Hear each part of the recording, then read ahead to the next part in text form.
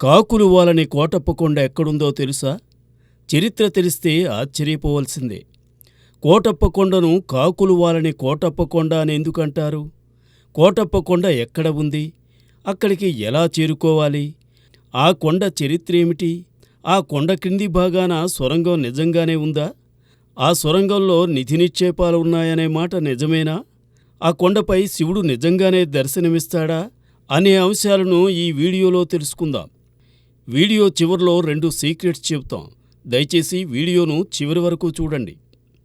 పల్నాడు జిల్లా నరసరావుపేట మండలం కొండకావూరు గ్రామ పరిధిలో ఉన్న త్రికోటీశ్వరుని సన్నిధి. ఇది ఆంధ్రప్రదేశ్లో రాష్ట్రంలోనే ప్రసిద్ధి చెందిన మహిమాన్విత క్షేత్రం. ఇక్కడ స్వర్గలోక అధినేత ఇంద్రదేవుడు, వైకుంఠ అధినేత విష్ణువు, కైలాసాధినేత అయిన ఆ మహాశివుడు త్రికోటీశ్వరుని రూపంలో కొలువైన దివ్య సన్నిధి ఈ కొండ.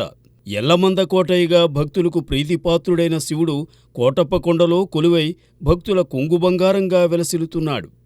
ప్రతి ఏటా కార్తీక మాసంలో కోటప్ప కొండ తిరునాళ్లు, కార్తీక వనసమారాధనలు కూడా జరుగుతాయి. ఈ తిరునాళ్లలో చుట్టుపక్కల ఊర్ల నుండి ప్రభలతో భక్తులు దేవాలయాన్ని దర్శిస్తారు.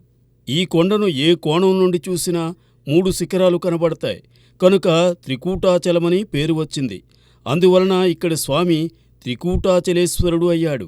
ఈ 3 శిఖరాలు బ్రహ్మ, విష్ణు, శివ ఈ 3 రూపాలను రుద్రరూపాలుగా భావిస్తారు. చారిత్రక త్రికోటేశ్వరాలయం 1172 నాటికే ప్రసిద్ధి చెందినట్లు వెలనాటి చోళరాజైన కులోత్తుంగ చోళరాజు సామంతుడు మురంగినాయుడు వేయించిన శాసనాల ద్వారా తెలుస్తోంది. ఈ ప్రదేశాన్ని పాలించిన పలువురు రాజుల్లో ఒకరైన శ్రీకృష్ణదేవరాయలు దేవాలయ నిర్వహణ నిమిత్తం పెద్ద ఎత్తున భూములను దానంగా ఇచ్చాడు. నరసరావుపేట, చిలకలూరిపేట, అమరావతి జమీందారులు, ఇతరులు దేవాలయాభివృద్ధికి అనేక విధాలుగా దానాలు చేశారు. కోటప్ప కొండ ఎత్తు 1587 అడుగులు. త్రికోటేశ్వర స్వామి ఆలయం 600 అడుగుల ఎత్తులో ఉంది. ఈ ఆలయాన్ని భక్తులు కొండపైకెక్కడానికి 703 మెట్లతో మెట్ల మార్గాన్ని 1761లో నరసరావుపేట జమీందార్ శ్రీ రాజా మల్రాజు నరసింహరాయని నిర్మించాడు. ఈ ఆలయానికి నరసరావుపేట సంస్థానాధీశులు రాజా మల్రాజు వంశీకులు శాశ్వత ధర్మకర్తలుగా ఉంటూ భక్తుల కోసం ఎన్నో సదుపాయాలు చేశారు. త్రికోటీశ్వరుని దేవస్థానంలో స్వామికి సమర్పించే అరిసె ప్రసాదం కూడా విశేషమైంది.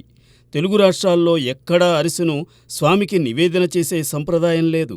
పురాణ కథనాలను అనుసరించి దక్షయజ్ఞం భగ్నం చేసిన తరువాత పరమశివుడు తనకు తాను చిన్న బాలుడిగా రూపాంతరం చెంది దక్షిణామూర్తిగా కైలాసంలో కఠిన తపస్సు ఆచరించిన సమయంలో బ్రహ్మదేవుడు దేవతలతో దక్షిణామూర్తిని సందర్శించి ప్రార్థించి తమకు జ్ఞానబోధ చేయమని కోరాడు.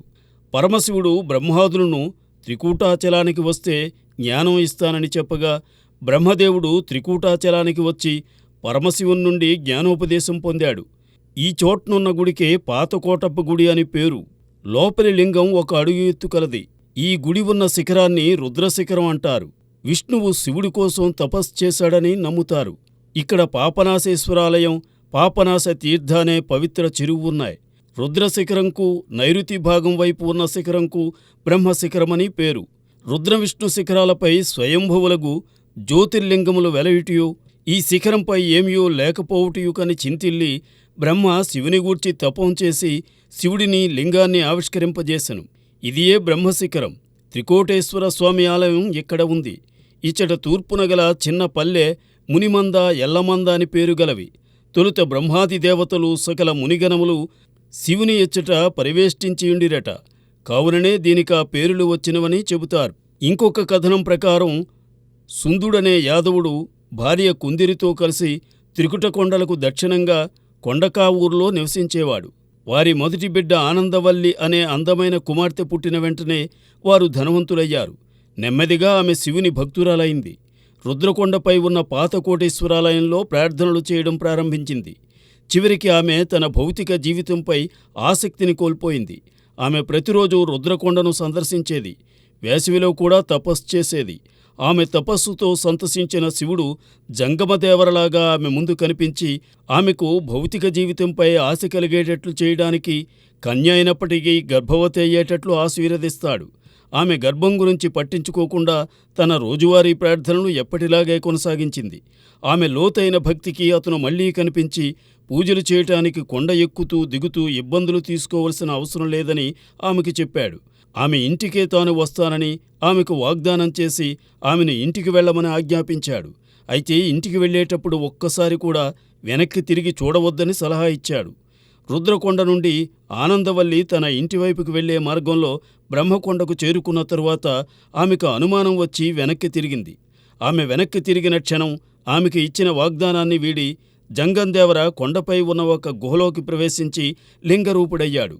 ఈ పవిత్ర స్థలం కొత్త కోటేశ్వరాలయం పేరుతో ప్రసిద్ధి చెందింది. తనకున్న భక్తిని పరీక్షించడానికి తన గర్భం అతని సృష్టి అని ఆమె గ్రహించింది. ఆమె దేవునిలో ఐక్యమైంది. ఈ ఆలయానికి దిగువ భాగాన గొల్లబామ గుడి నిర్మించారు. ఈ గుడిని సాలంకయ్య నిర్మించినట్టు స్థల పురాణం చెబుతోంది. యాత్రికులు సాధారణంగా రాజా మల్రాజు నరసింహరాయలు నిర్మించిన మెట్ల మార్గంలో ప్రయాణించి ఆలయం చేరుకుంటారు. వాహనాలలో వెళ్లడానికి 1999లో కోడెల శివప్రసాదరావు మంత్రిగా ఉన్న సమయంలో గుడిదాకా చక్కని ఘాట్ రోడ్ నిర్మించబడింది. ఘాట్ రోడ్ మొదట్లో విజయగణపతి, సాయిబాబా ఆలయాలు ఉన్నాయి. రోడ్డు ఇరువైపులా ఎంతో అందమైన పూలతోటలు, తోవలో మ్యూజియం, జింకల పార్కు, పిల్లల కోసం పార్కు, ఒక సరస్సు, మధ్య చిన్ని కృష్ణుడు, కాళీయమర్దనం చేసే విగ్రహం, దూరం నుంచే ఆకర్షించే బ్రహ్మ, లక్ష్మీనారాయణులు, వినాయకుడు, ముగ్గురమ్మలు లక్ష్మీ, సరస్వతి, పార్వతి విగ్రహాలు ఉంచారు. మహాశివరాత్రి సందర్భంగా ప్రభల ప్రదర్శన అత్యంత వైభవంగా జరుగుతుంది. ప్రభల బండ్లకు కావలసిన ఎడ్లపై శ్రద్ధ చూపుతారు. వాటిని రంగురంగుల కాగితాలతో అందంగా అలంకరిస్తారు. కొన్ని ప్రభలకు విద్యుద్దీపాలు అమర్చుతారు. ఈ ప్రభల ఊరేగింపులో మొక్కుబడులున్నవారు ప్రభ ముందు నడుస్తారు. ప్రభ ముందు తప్పెట వాయిద్యాన్ని గమకాలతో సాగిస్తూ ఉంటే వాయిద్యానికి తగ్గట్టుగా బండికి కట్టిన ఎద్దులు ఠీవీగా నడుస్తూ ఉంటే అలరించిన మువ్వల, గజ్జెల, గంటల మ్రోతలు తాళానికి అనుగుణంగా మ్రోగినట్లుంటుంది.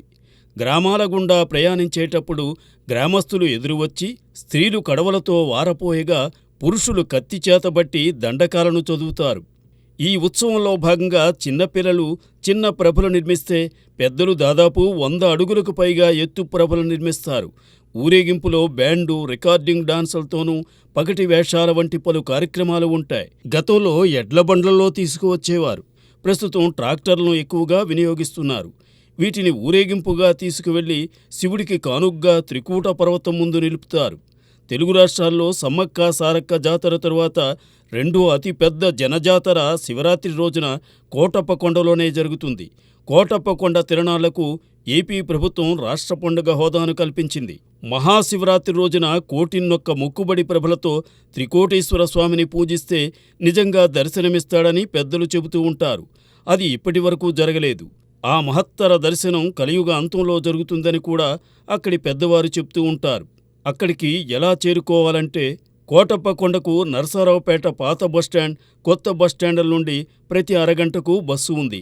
విజయవాడ, గుంటూరు వైపు నుంచి వచ్చే యాత్రికులు చిలకలూరిపేట మీదుగా లేక నరసరావుపేట మీదుగా కూడా కోటప్పకొండకు చేరుకోవచ్చు.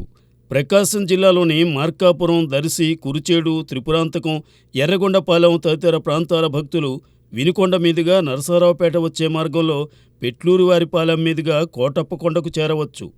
కోటప్పకొండ దిగువ భాగాన ఒక పెద్ద సొరంగం ఉన్నట్టు, ఆ సొరంగం నుండి శ్రీశైలానికి, అలాగే తిరుమల తిరుపతి దేవస్థానానికి మార్గం ఉన్నట్లు పెద్దలు చెప్తూ ఉంటారు.